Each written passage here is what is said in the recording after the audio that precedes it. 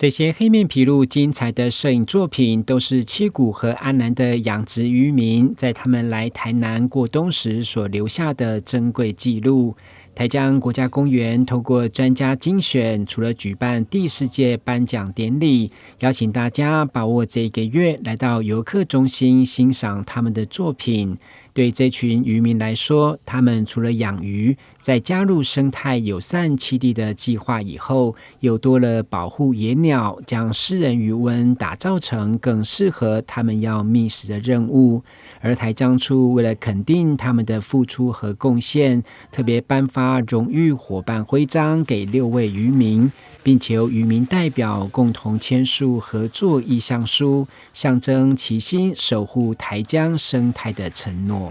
荣誉徽章的感受是国家公园它给我们的鼓励了，它给我们的鼓励，那带动我们有这个动力来对环境或是对鸟类的友善，它是有一个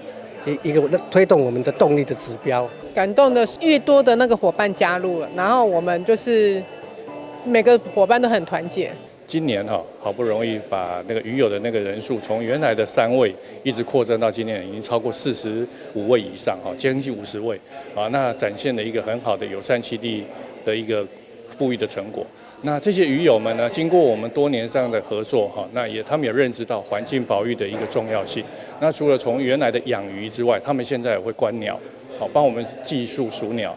那这样子获得一个比较丰富的一个环境教育的一个成果。台江国家公园管理处5年所推动的生态友善栖地营造，从3位渔民配合，一直到今年已经47位。除了渔温面积增加到317公顷，相对黑面琵鹭的数量也稳定成长。现在除了和渔民合作，也加入产物保险、金控公司和电子企业的资源，期盼扩大保育成效和环境永续的影响力。记者郭恩吉台南报道。